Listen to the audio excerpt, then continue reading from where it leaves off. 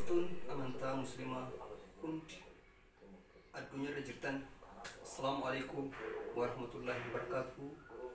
Nageenyi koo bakka jirtanitti gaara qaxxaamure isin haa qaqqabu. Baga iida waggaatiin isin gahee. Eid Mubarak, Eid Mubarak, Eid Mubarak. Eid kan baranaa kan bara hedduu nuuf haa ta'u, kan itti deddeebisu umrii nu dheeressee amataan kan itti nu deebisu Rabbiin nu haa godhu, fayyaa gaarii nutti kennee umrii nu haa dheeressu. Hundumti hordoftoonni musliimaa bakkuma jirtanitti nageenyi koo isin haa qaqqabu.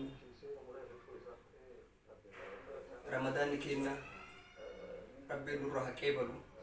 Nama akkanaan qoqosoo Rabbiin nu godhiniin nama isaaf dhiyeessu Rabbiin nu haa godhu. Sooma salaat kan Rabbiin nu haa qeebalu, Rabbiinis nu haa fufsiisu. Nagauma irra deebiidhaan assalaamu alaikum wa rahmatullahi wa barakatuh. Eid Mubarak, Eid Mubarak, Eid Mubarak. Inni kan jaalalaa, kan tokkummaa, kan irree keenyatti jabeessu nuuf haa ta'u. Inni kun iida barakaa kan jaalalaan dabarsinu, kan itti wal beeynu, kan itti wal barru, kan ahlii keenya kan fagoo jiranis bilbilaan baga isiniin gahe, kan nu bira jirus baga isiniin gahe jechaa wajjin kolfaa taphachaa wajjin dabarsaa jaalalaan akkam dabarsu Rabbiin nu haa godhu. Kan dhufuunis kan bara hedduu Rabbiin nuuf haa godhu isin jechaa takbira wayin isin jedha. Assalaamu alaikum wa rahmatullahi wa barakatuhu. Na dhaggeeffadha. Allahu akbar, Allahu akbar, Allahu akbar.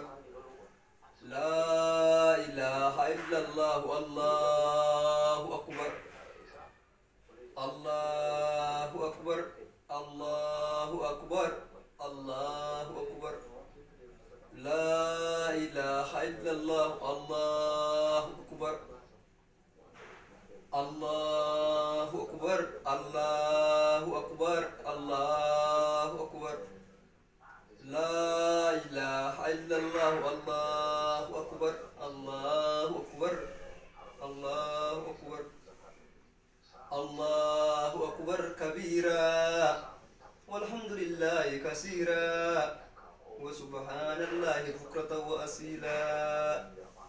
Allahu akbar kabira alhamdulillahi kasira wa subhanallahi bukratan wa asila. La ilaha illallah wahda sharaka wahda wa azza junda wa azaba al-azab wahda. La ilaha illallah wallahu akbar, Allahu akbar, Allahu akbar, subhanahu, Allahu akbar, Allahu akbar, Allahu akbar, subhanahu, Allahu akbar. Allahu akbar kabira walhamdulillahi kasira wa subhanallahi bukratan wa asila. Allahu akbar kabira alhamdulillahi kasira wa subhanallahi bukratan wa asila. La ilaha illallah wahda sharaka wahda wa azza junda wa hazaba al-azab wahda. La ilaha illallah wallahu akbar, Allahu akbar, la ilaha illallah.